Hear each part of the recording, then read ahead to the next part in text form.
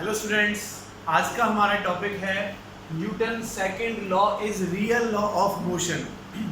Newton second law को real law of motion क्यों कहा जाता है?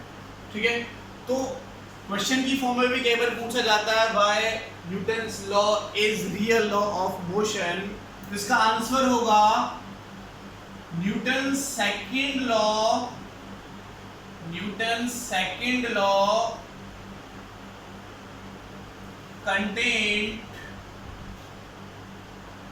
contained both laws, Newton first law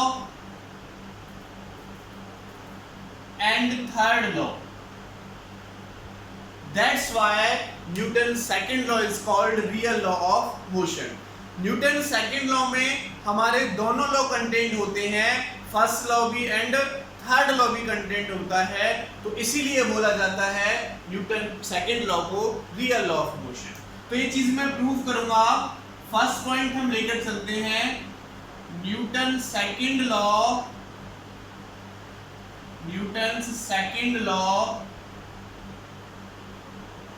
contained first law. Newton second law Newton के first law को contain करता है। कैसे करता है? तो देखो, फ्रॉम न्यूटन सेकंड लॉ हमें पता है, न्यूटन सेकंड लॉ के अकॉर्डिंग हमने ड्राइव किया था कि force is equal to mass into acceleration होता है। ये हमने प्रूव किया था। F इक्वल टू क्या होता है बच्चों? ma होता है। एज जो फोर्स है, ठीक है, इफ मैं लेट कर लेता हूं, इफ फोर्स जीरो है यानी एक्सटर्नल फोर्स हम अप्लाई ही नहीं कर रहे हैं, no external force is applied, कि हम कोई एक्सटर्नल फोर्स अप्लाइड ही नहीं कर रहे हैं, तो देन F की जगह पर जीरो पुट कर लें, तो जीरो इक्वल टू क्या हो जाएगा बच्चों? ma हो जाएगा। अब देखो, मास जो है वो तो जीरो के इक्वल होगा नहीं, इसका मतलब एक्सेलरेशन हमारा जीरो के इक्वल है। एक्सेलरेशन जीरो का मतलब वेलोसिटी क्या हो जाएगी बच्चों? कांस्टेंट या जीरो होगी या कांस्टेंट होगी। तो न्यूटन का फर्स्ट लॉ क्या कहता है बच्चों? न्यूटन का फर्स्ट लॉ क्या कहता है कि अगर हम एक्सटर्नल फोर्स अप्लाइड नहीं करते हैं तो बॉडी रेस्ट पे रहेगी, और यूनिफॉर्म मोशन में तो यूनिफॉर्म मोशन में रहेगी, यानी वेलोसिटी क्या रहेगी? कांस्टेंट रहेगी या जीरो। रेस्ट पे रहेगा तो वेलोसिटी जीरो रहेगी, और यूनिफॉर्म मोशन में तो वेलोसिटी क्या रहेगी? कांस्टेंट रहेगी। तो हमने यहां पर फर्स्ट लॉ प्रूव कर लिया। Hence first law contained in the second. तो first law contained in the second law. तो फर्स्ट लॉ हमारा सेकंड लॉ में कंटेन्ड है। ये हमने फ्रॉम सेकंड लॉ को हम लेकर चले और हमने यहां से प्रूव कर दिया। अब हमारे पास आता है बच्चों, next, Newton second law contained third law. Newton second law के अंदर थर्ड लॉ कंटेन्ड होता है हमारा, थर्ड लॉ कंटेन्ड होता है बच्चों। न्यूटन सेकंड लॉ के अंदर हमारा थर्ड लॉ कंटेन्ड होता है। तो ये हम यहाँ पर लेके चलेंगे। देखो बच्चों, मैंने लाइन किया कि ये मेरे पास A ऑब्जेक्ट है और ये मेरे पास B ऑब्जेक्ट है, ठीक है। ये हमारे पास A ऑब्जेक्ट है और ये हमारे पास एक B ऑब्जेक्ट है। तो ये कुछ वेलोसिटी से इधर जाता है, और मान लेते हैं B इधर जा रहा है, इसकी वेलोसिटी VA, इसकी वेलोसिटी VB। तो मैंने माना VA is greater than VB है, VA इज ग्रेटर देन क्या बच्चों? VB है। फाइनली क्या हुआ? A B से टकराया और टकरा के दोनों अलग अलग हो गए। इसकी वेलोसिटी थोड़ी कम हो जाएगी VA डैश, और इसकी वेलोसिटी बढ़ जाएगी, यानी अब VB डैश मेरा ग्रेटर देन हो गया VA डैश से। अब देखो, जब ये दोनों आपस में टकराए तो A ने इस पर फोर्स लगाया और B ने इस पर फोर्स लगाया, तो मैं लेट कर लेता हूं कि FA क्या है? Force on B due to A. इसने इस पर जो फोर्स लगाया वो F1 फोर्स लगाया, बी वाले ने फोर्स लगाया F2। तो राइट कर लेते हैं F2 equal to force on A due to B. B वाले ने F2 फोर्स लगाया ए पर और ए वाले ने ये फोर्स लगाया बी पर। ठीक है, अब देखो अगर फोर्स लगाया तो इनिशियल इसकी वेलोसिटी v भी थी, इसकी वेलोसिटी कितनी हो गई है v भी डैश हो गई, इसकी वेलोसिटी कितनी है va, इसकी वेलोसिटी कितनी हो गई बच्चों va डैश हो गई। तो मोमेंटम में क्या हुआ, चेंज हुआ। तो अगर मैं चेंज इन मोमेंटम निकालता हूं बच्चों, चेंज इन लीनियर मोमेंटम,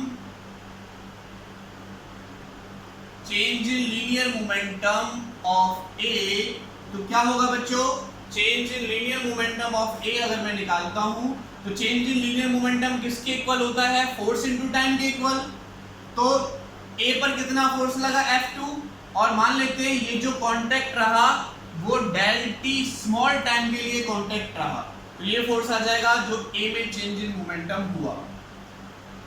अब मैं निकाल लेता हूं चेंज इन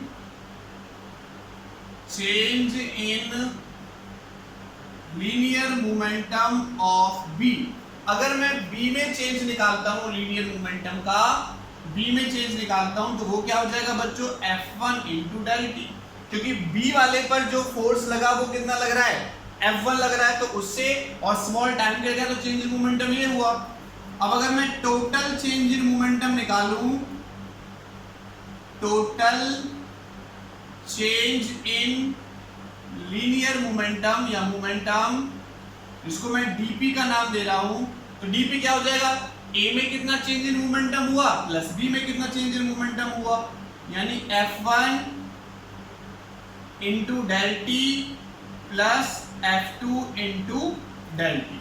ठीक है, तो ये हमारे पास कंडीशन बनेगी। अब मैं यहां पर लिखता हूं from Newton's second law of motion, Newton second law of motion. तो न्यूटन सेकेंड लॉ के अकॉर्डिंग dp अपॉन dt किसके इक्वल होता है बच्चों, f के इक्वल होता है। dp upon dt is equal to f के इक्वल होता है। तो यहां पर कौन सी कंडीशन हो जाएगी, देखो dp upon dt is equal f के इक्वल। अगर मैं मान लेता हूं कि f एक्सटर्नल 0 हो जाए, अब अगर मैं मान लेता हूं, ठीक है, कंडीशन हमने लिखी हुई है, इसको हम रब कर देते हैं। इफ f एक्सटर्नल 0 हो जाए, इफ f एक्सटर्नल क्या हो जाए बच्चों, 0 हो जाए, तो dp क्या हो जाएगा, देखो 0 इंटू डी टी यानी 0 हो जाएगा, यानी चेंज इन मोमेंटम क्या हो गया, 0। इस इक्वेशन से देखो अब चेंज इन मोमेंटम क्या हो जाएगा, 0 is equal to F1 del T plus F2 del T. तो ये मेरा इधर आ जाएगा, तो F1 del T is equal to क्या हो जाएगा, minus F2 del T cut जाएगा, तो देखो F1 इज इक्वल टू आ गया बच्चों इसके माइनस F2 के। यानी मैं कह सकता हूं कि ये क्या हुआ, हमारे पास एक्शन हुआ जो A ने B पर लगाया, ये क्या हुआ हमारे पास जो F1 हुआ वो क्या हुआ बच्चों, एक्शन हुआ जो A ने B पर लगाया, और ये क्या हो गया, उसका रिएक्शन हो गया।